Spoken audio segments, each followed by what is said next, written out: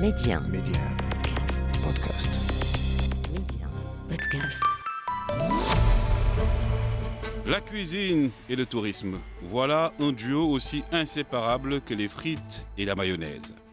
Tourisme devient une enquête et aussi une quête quasi spirituelle du restaurant parfait. Ainsi, le tourisme gastronomique est comme une aventure où l'estomac fait parfois plus de détours que le GPS.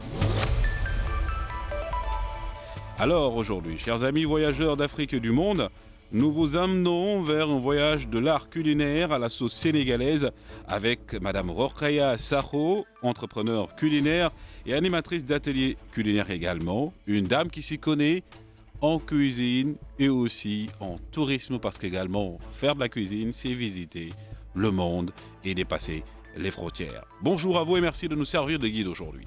Bonjour Monsieur Tonkara. Alors, parlez-nous un peu de votre relation amoureuse avec l'art culinaire. Alors tout commence dans la maison familiale à Mermoz au Sénégal où j'ai grandi. Donc tous les week-ends, j'aidais mes tantes à la réalisation des repas et ce qui m'a permis d'apprendre énormément de recettes traditionnelles. Alors je me souviens de mon premier plat de tchèbouyap riz à la viande que j'ai réalisé un dimanche. Pour toute la famille, c'était un mélange de stress, d'enthousiasme, mais ce fut réussi. Et aujourd'hui, donc, dans cette même dynamique, comment aujourd'hui, avant même, vous êtes donc, je voulais dire, dans un secteur très développé. Aujourd'hui, comment se marie la cuisine traditionnelle et moderne ? Alors, je trouve que la cuisine traditionnelle et moderne se marient à merveille. Je conserve des méthodes de cuisson à l'ancienne, par exemple en cocotte, à la vapeur. Et aujourd'hui, on constate qu'il y a l'émergence d'équipements de cuisine spécialisés et qui facilitent certaines préparations. Donc, j'apporte ma touche de modernité en accordant une attention particulière à la présentation visuelle de mes plats. Et c'est ce qui me permet de mettre en valeur les produits exotiques, internationaux que j'utilise. Et puis, en plus, de donner envie de déguster. Tout simplement. Et dans cette même dynamique, comment utilisez-vous déjà les traditions culinaires de votre pays, le Sénégal, pour offrir aux visiteurs une expérience authentique et les inciter à découvrir davantage la culture et les paysages de votre région ? Alors, effectivement, j'aime expliquer aux visiteurs que chaque plat raconte une histoire. Donc, si je prends l'exemple du tchakri, c'est un dessert incontournable au Sénégal à base de semoule de mil. On y rajoute du lait caillé, parfumé à la vanille, de la muscade, de la fleur d'oranger. Et je leur explique que cette semoule est faite de manière artisanale. Donc, c'est un dessert très consommé lors des cérémonies familiales comme les baptêmes ou religieuses comme l'Aïd el-Fitr. Et voilà, ça donne envie d'aller visiter le pays. L'art culinaire donc est aussi un vecteur non négligeable dans le secteur touristique, comme vous le savez. Comment donc voyez-vous son impact dans la promotion du tourisme ? Oui, la première chose dont je parle pour la promotion du tourisme au Sénégal, c'est de cette tradition d'hospitalité. Elle se ressent d'ailleurs dans nos plats. Le Sénégal est appelé pays de la teranga, pays de l'hospitalité. Et les touristes le ressentent à leur arrivée avec un accueil chaleureux qui leur sont réservés. Et dans cette optique aujourd'hui, comme vous le savez, le Sénégal est un pays aussi avec sa diversité et tout. Dans le même cadre aujourd'hui, est-ce que vous pensez qu'aujourd'hui, l'art culinaire a aujourd'hui une position préférentielle ou privilégiée dans le développement du tourisme ? Absolument, absolument. C'est une partie non négligeable. C'est-à-dire qu'à partir du moment où on parle de sa cuisine, de la créativité qu'il y a, de l'authenticité qu'il y a, en fait, tout de suite, les gens, ils ont envie d'aller visiter ce pays et puis de voir quelles sont les merveilleuses choses qui s'y trouvent. Les merveilleuses choses qui s'y trouvent, nous allons faire juste une petite parenthèse pour voyager à travers les mots, mais également à travers les saveurs dans ce papier que nous vous proposons, qui également retrace un peu la cuisine sénégalaise, mais aussi africaine. Quand on parle de découvrir un pays, nous, touristes, pensons souvent aux plages, aux monuments et bien sûr aux assiettes bien garnies. Mais attention, aventuriers culinaires, car la cuisine sénégalaise, c'est une expérience épique en soi. On pourrait la qualifier de sport extrême pour les papilles naïves. D'abord, parlons du thieboudienne. Ce plat mythique à base de poisson, de riz et de légumes est souvent présenté comme le roi des plats, mais soyons honnêtes, pour le touriste non averti, c'est surtout un puzzle gustatif. Vous pensiez que le poisson serait facile à manger ? Eh bien, détrompez-vous. Entre les arêtes sournoises qui se cachent comme des espions et la sauce pimentée qui vous rappelle que vous êtes un amateur, chaque bouchée est une aventure pleine de surprises. Après les plats, viennent les jus et le café tout bas. Rien ne vous prépare vraiment à cette boisson. Le goût, un mélange explosif de café et d'épices, c'est un peu comme si votre café du matin avait décidé de devenir une potion magique destinée à réveiller non seulement votre esprit, mais aussi toutes les cellules de votre corps. Pour un touriste, c'est à la fois fascinant et déroutant. Est-ce du café ou une expérience mystique ? Vous ne le saurez jamais vraiment. Alors, chers voyageurs, si vous vous apprêtez à goûter à la cuisine sénégalaise, n'oubliez pas d'apporter avec vous votre sens de l'humour. Chaque plat est un voyage en soi, une montagne russe de saveurs où le piquant, l'arôme et la richesse des ingrédients ne manqueront pas de vous surprendre. Bon appétit si vous osez. De retour pour retrouver donc notre chère invitée, Rokhaya Sakho, comme je le disais, donc animatrice d'art culinaire, mais également entrepreneur culinaire. Alors, Rokhaya, imaginons que votre pays est votre cuisine. Vos plats, l'avion et vos tickets d'entrée à votre restaurant seraient le visa. À quoi pourrions-nous nous attendre comme découverte ? Alors, je pourrais vous dire bienvenue dans le vol à destination du thieboudienne. Riz au poisson et ses légumes du soleil. Nous ferons escale à la douceur de Casamance, une crêpe en aumônière farcie de mangue rôtie au gingembre, un atterrissage prévu non loin des verrines dakaroises, avocats, pomelos, crevettes, mangue. Nous vous offrirons une balade de direction les pirogues sur l'île du Saloum, salade de fruits, mangue, ananas. Là, j'ai envie même de vous dire qu'il faudrait que nous fassions un escale, peut-être dans, bien évidemment, l'aéroport de l'eau pour un peu digérer et reprendre encore de ce fameux plat. Et également, encore prolonger le vol pendant combien... D'ailleurs, le vol, il va durer combien de temps alors ? Alors, il faut prévoir quelques heures parce que voilà, pour avoir une bonne digestion, en tout cas, je vous promets un voyage gustatif super. Tout à fait. Donc, vous avez choisi votre passion pour parler aux gens, Oui. particulièrement aux amoureux de la bonne cuisine. Nous aimerions savoir qu'est-ce qui différencie votre cuisine aux autres selon vous. Alors, ma cuisine est variée et créative. Ce sont des spécialités sénégalaises revisitées à ma façon, avec un apport d'épices, l'utilisation de céréales et de farine locale, issues du terroir africain, et le tout mijoté avec amour. Et donc aujourd'hui également, beaucoup nous parlent de nouvelles formes de cuisine, plus bio, plus saines. Vous qui utilisez également des produits naturels bien de chez vous, comment évolue cette nouvelle dynamique culinaire ? Alors tout à fait, j'ai à cœur de proposer une cuisine plus saine et équilibrée, ce qui n'enlève en rien la saveur de mes plats. J'entends souvent Kayama, fais-nous un bon riz gras. J'avoue que quand j'entends le mot gras, j'ai un petit peu peur et j'explique aux gens que ce n'est pas cette matière grasse qui donne un bon goût au plat. On peut en mettre beaucoup moins. Voilà. Et puis récemment, j'ai gagné la première édition de la Coupe d'Afrique des cuisines organisée par Kissina Roots à Paris. J'ai remporté le premier prix, qui est un accompagnement avec Madame Nathalie Brigo-Ngoumbe. Elle est fondatrice de la première école d'excellence en volet gourmand académie pour sublimer justement une alimentation sans allergènes aux saveurs d'Afrique et particulièrement les poudres et les farines sans gluten. En- Voilà, dans ma famille, j'ai une tante aussi médecin nutritionniste, hein, Madame Maïmouna Diobli. Que nous saluons Et toutes également de ces personnes passage. me soutiennent. Et aujourd'hui, en tout cas, ce que j'aimerais vous dire, c'est que, en tout cas, moi, personnellement, je vais m'abonner à votre agence de voyage culinaire. Il faudrait juste nous donner les coordonnées aux saveurs sénégalaises. Comme ça, bien évidemment, Avec ici, plaisir. du Maroc et partout dans le monde aussi, nous aurons notre part, bien évidemment, de voyages également langoureuses, mais aussi assez délicieux par rapport à ce que vous Oui, proposez.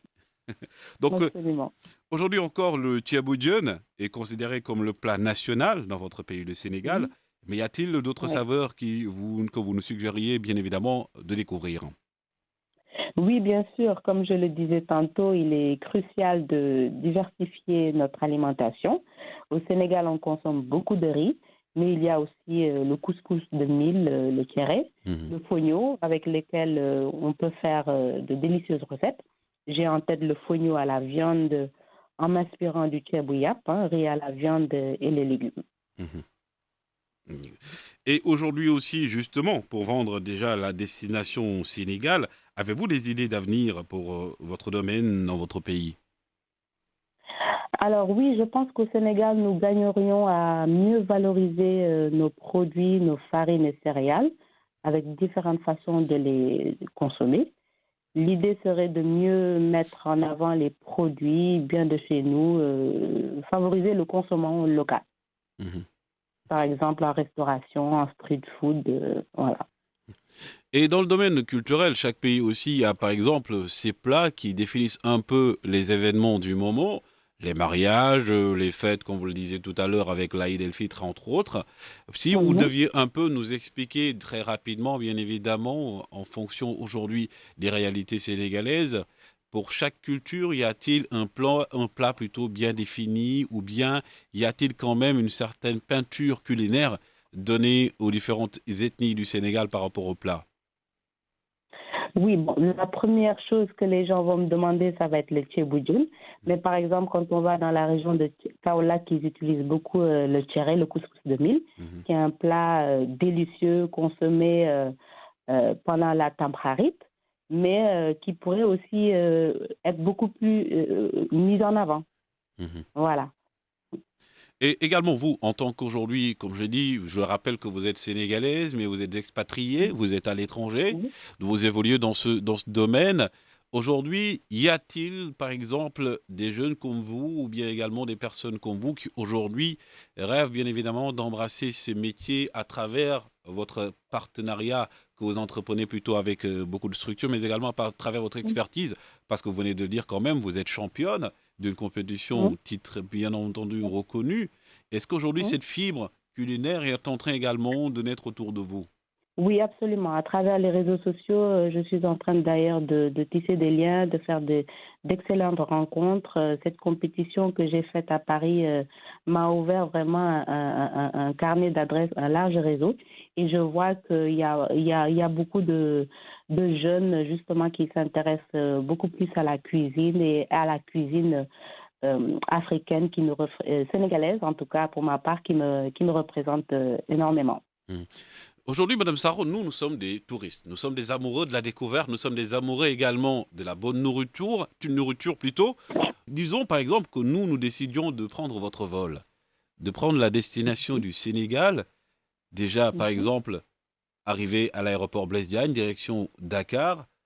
Dans Mhm. quel lieu pourrions-nous retrouver cet art culinaire de Madame Rokhaya Sakho? Y a-t-il aujourd'hui des points ou bien un lieu spécifique où les Sénégalais ou bien même les étrangers, je dirais, qui voyagent au Sénégal ou bien évidemment qui ont envie de découvrir votre plat puissent vous retrouver? Ou y a-t-il également un nouveau modèle plutôt d'art culinaire que vous développez à travers également les traiteurs, entre autres? Alors moi, je mijote des choses, donc je vais garder un petit peu le suspense. Mais pour les gens qui arrivent tout de suite au Sénégal, le meilleur endroit pour moi pour découvrir une excellente cuisine, c'est dans les familles. C'est Mhm, vraiment ne pas hésiter à aller voir des gens, d'être reçu avec cette hospitalité et d'avoir un bon plat, mais cuisiné avec amour. Et là, c'est là où on déguste. Je pense que les connaisseurs ne diront pas non. mhm. C'est là où on apprécie énormément les saveurs à travers de nos plats. Mmh. Et aujourd'hui, ici, par exemple, dans votre famille, comme vous l'avez dit, vous avez commencé à cuisiner, cet amour vous est venu de votre famille.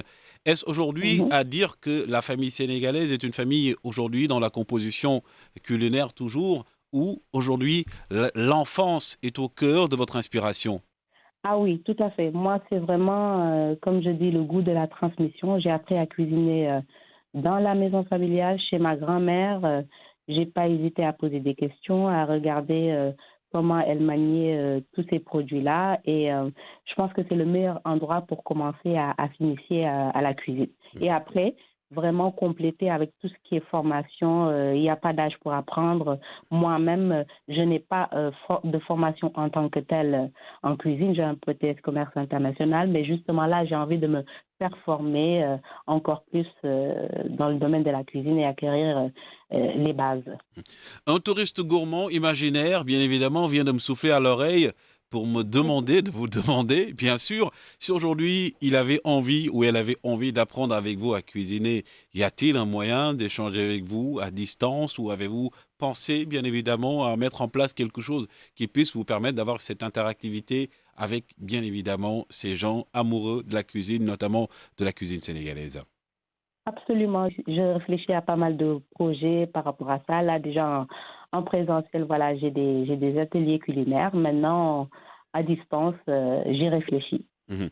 Après, Saro, si vous deviez en quelques mots nous vendre la destination Sénégal, à nous, les amoureux de la bonne cuisine et des aventures, vous nous diriez quoi? Alors, je vous dirais la cuisine sénégalaise, l'authenticité des goûts et saveurs à découvrir. Et aujourd'hui, pour nous les hommes mariés, exemple, vous savez où je veux en venir. C'est pour nous les hommes mariés, c'est quoi notre plat préféré? Dans la découverte, bien sûr, qui pourrait nous amener à prendre entre guillemets une seconde femme ou pour les célibataires, avoir envie d'épouser une femme sénégalaise. Non, mais je dirais que tout est dans la douceur et voilà, en cuisine, il faut prendre son temps. Souvent, les goûts sont différents. Les gens cuisinent de manière différente, mais tout est patience. Voilà, il y a des étapes à ne pas louper parce que je vous donne l'exemple du tchéboujon, tout se passe au départ. Quand on fausse vraiment la partie, il faut rossir les oignons, les faire dorer, rajouter la tomate, la laisser cuire, lui laisser le temps de cuire. Ben, si on rate cette étape, ben, on rate son plat en fait. On va profiter de votre temps qui est quand même très court et aussi un temps assez précieux pour nous et pour vous aussi plutôt. Allons toujours dans cette découverte du plat sénégalais qui est le thiéboudienne. Dites-nous en plus aujourd'hui. Racontez-nous juste une histoire qui représente un peu la cuisine sénégalaise. C'est quoi le thiéboudienne? Comment ça se prépare? Alors, le tchéboujon, c'est un plat, d'abord, on commence par aller faire les courses au marché. Et rien que ça, c'est tout un art.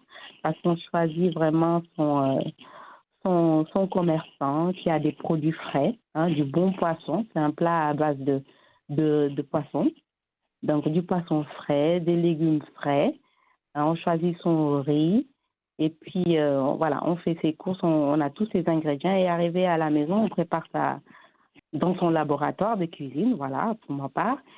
Et puis, on nettoie, on trie ces ingrédients, on les nettoie, on les découpe, on met de côté, on prépare ses ustensiles et on y va étape par étape. Hmm. C'est ces étapes qui vont permettre vraiment d'obtenir un excellent plat à la fin. Un excellent plat à la fin également, mais toujours dans le juste milieu, dans la préservation de la santé, comme vous l'avez dit tout à l'heure.